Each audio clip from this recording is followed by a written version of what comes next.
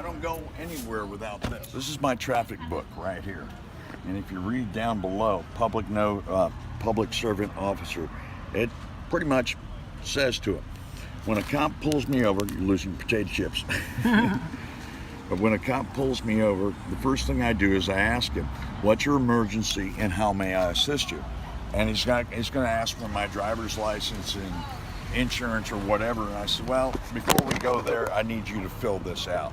And I take that sheet of paper out of there and hand it to him. Before we can go any further, you need to fill this out. Once he reads this, it already puts him on notice that I'm not playing games with him. And then you open up the book, and that is so poignant.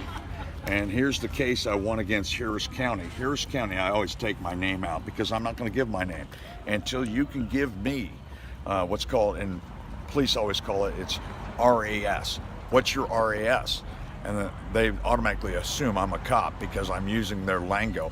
And what RAS stands for, reasonable articulable suspicion that I've committed a crime.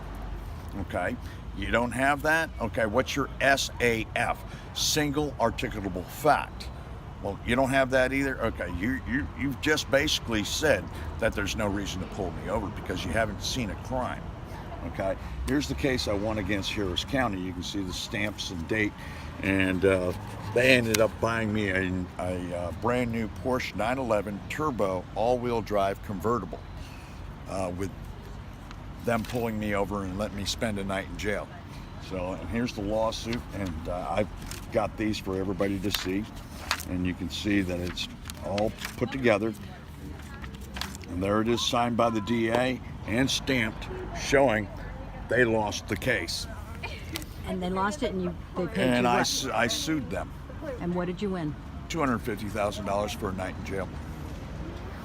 And then Supreme Court says no license necessary to drive an automobile on public highways. Now these are all documented.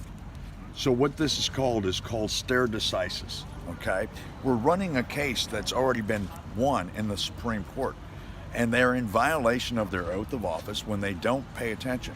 My license plate doesn't give you, if you look at my license plate, the license plate alone says I'm not in commerce. Now, if I have a license plate like this car over here and that car over there, they all have license plates. License plates mean I'm engaged in commerce. I'm not engaged in commerce. This doesn't give them the authority to pull me over because they see that. Where do you see that I'm engaged in commerce? What gave you that suspicion that I'm engaged in commerce? You have the right to travel freely unencumbered. And that's all in the law. And when we look at the law books, Supreme Court has already ruled on this. And you go back to what is a license. And I want people to do their own homework. Go read the case of Murdoch versus Pennsylvania, or read the case of Shuttlesworth versus the city of Birmingham, Alabama. These are showing that you don't need a license. A license is to do something that is immoral, that's sanctioned by the government, like a 007 license to kill. Okay, that's immoral. They need to be licensed by the state. In other words, they're protected by the state on that. There's nothing immoral about leaving my house to go get a gallon of milk. I only need a license if I'm using the public property. The roadways are public, and they're paid for by the gas tax, okay? They're not paid for by traffic violations. So when you get into the law, this is what scares most cops, and I'm gonna get to it here if the wind would stop for 1 second. This is what most cops don't like, because they don't know it. It's non-emergency use of emergency vehicle lights and sirens is a felony. Pulling me over for a traffic violation, they just committed a felony. And if they don't have reasonable suspicion that I'm engaged in commerce, they're done.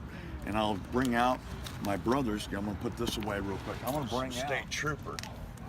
This was his book that he had in his car, okay? Texas Criminal and Traffic Law Manual. I went to his car and I made him read this, and you're gonna love this. This is out of their own law books. This is the LexisNexis. And it says under section 502 1.003, registration by political subdivision prohibited, except as provided by subsection B. A political subdivision